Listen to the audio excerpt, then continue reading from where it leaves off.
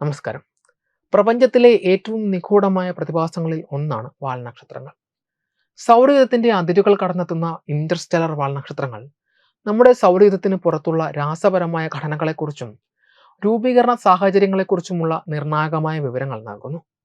അടുത്തിടെ നിരീക്ഷിക്കപ്പെട്ട അത്തരമൊരു വാൽനക്ഷത്രമാണ് 3i Atlas. ഈ വാൽനക്ഷത്രത്തിൽ ശാസ്ത്രജ്ഞർ കണ്ടെത്തിയ അസാധാരണമായ രാസഘടന, പ്രത്യേകിച്ച് മീഥൈൽ ആൽക്കഹോളിന്റെയും ഹൈഡ്രജൻ സയനൈഡിന്റെയും അനുപാതം നിലവിലെ വാൽനക്ഷത്രങ്ങളെക്കുറിച്ചുള്ള നമ്മുടെ ധാരണകളെ വെല്ലുവിളിക്കുന്നതാണ്. ചിലിയിലെ ALMA ടെലിസ്കോപ്പ് ഉപയോഗിച്ച് ഏകദേശം 3 മാസത്തോളം നടത്തിയ നിരീക്ഷണങ്ങളാണ് ഈ കണ്ടെത്തലിലേക്ക് നയിച്ചത്. 3i അറ്റ്ലസിൽ ശാസ്ത്രലോകം മുൻപ് ഒരു വാൽനക്ഷത്രത്തിലും കണ്ടിട്ടില്ലാത്ത ഒരു പ്രത്യേക രാസപരമായ ഒപ്പ് ഗവേഷകർ കണ്ടെത്തി. 2025 ഓഗസ്റ്റ് അവസാനം മുതൽ ഒക്ടോബർ വരെ നടത്തിയ നിരീക്ഷണങ്ങളിൽ ഈ വാൽനക്ഷത്രത്തിൽ നിന്ന് മീഥൈൽ ആൽക്കഹോൾ, ഹൈഡ്രജൻ സയനൈഡ് എന്നിവ പുറത്തുവിടുന്നത് ജ്യോതിശാസ്ത്രജ്ഞർ തിരിച്ചറിഞ്ഞു. ഈ രണ്ട് ഘടകങ്ങളും ശീതീകരിച്ച ബഹിരാകാശ സാഹചര്യങ്ങളിൽ സാധാരണയായി കാണപ്പെടുന്നതാണ് എങ്കിൽ കൂടി മീഥൈൽ ആൽക്കഹോളിന്റെയും ഹൈഡ്രജൻ സയനൈഡിന്റെയും അനുപാതമാണ് 3i അറ്റ്ലസിനെ അസാധാരണമാക്കുന്നത്. മീഥൈൽ ആൽക്കഹോളിന്റെ പ്രഹേളിക ഗവേഷകരുടെ പഠനമനുസരിച്ച് ഹൈഡ്രജൻ സയനൈഡ് സാധാരണ വാൽനക്ഷത്രങ്ങളിൽ എന്ന പോലെ നേരിട്ട് വാൽനക്ഷത്രത്തിന്റെ ന്യൂക്ലിയസിൽ നിന്നാണ് പുറത്തു വരുന്നത്. എന്നാൽ മീഥൈൽ ആൽക്കഹോൾ ന്യൂക്ലിയസിൽ നിന്ന് മാത്രമല്ല, അത് വാൽനക്ഷത്രത്തിന്റെ കോമയിലൂടെ കൂടുതൽ പ്രദേശത്തേക്ക് വ്യാപിക്കുകയും കോമയിൽ വെച്ച് തന്നെ ഉൽപ്പാദിപ്പിക്കപ്പെടുകയും ചെയ്യുന്നതിന്റെ സൂചനകളുണ്ട്. സാധാരണ വാൽനക്ഷത്രങ്ങളിൽ കാണാത്ത ഒരു പ്രതിഭാസമാണിത്.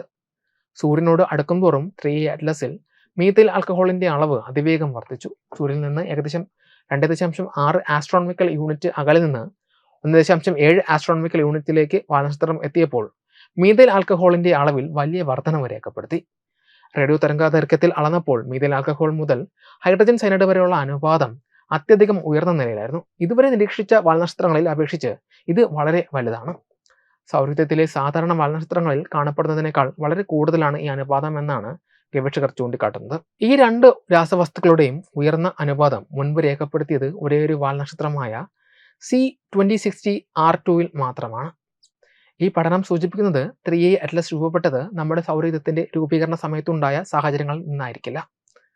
സാധാരണ വാൽനക്ഷത്രങ്ങളെ അപേക്ഷിച്ച് ഇതിലെ ഘടകങ്ങൾ വലിയ താപനില മാറ്റങ്ങളോ തീവ്രമായ രാസപ്രവർത്തനങ്ങളോ ഉള്ള ഒരു പരിതസ്ഥിതിയിൽ നിന്നാണ് വന്നതെന്നും ഇത് സൂചിപ്പിക്കുന്നു. അതായത് മീഥൈൽ ആൽക്കഹോൾ കോമയിൽ വെച്ച് നിർമ്മിക്കപ്പെടുന്നുണ്ട് എങ്കിൽ അതിന്റെ കാരണം വാൽനക്ഷത്രത്തിലെ മഞ്ഞുകട്ടകൾക്ക് സൂര്യപ്രകാശം ഏൽക്കുമ്പോൾ ഉണ്ടാകുന്ന പ്രത്യേക പ്രതിപ്രവർത്തനങ്ങളോ അല്ലെങ്കിൽ ന്യൂക്ലിയസിൽ നിന്ന് പുറത്തുവരുന്ന മറ്റു തന്മാത്രകളുമായുള്ള സങ്കീർണമായ ഇടപെടലുകളോ ആയിരിക്കാം.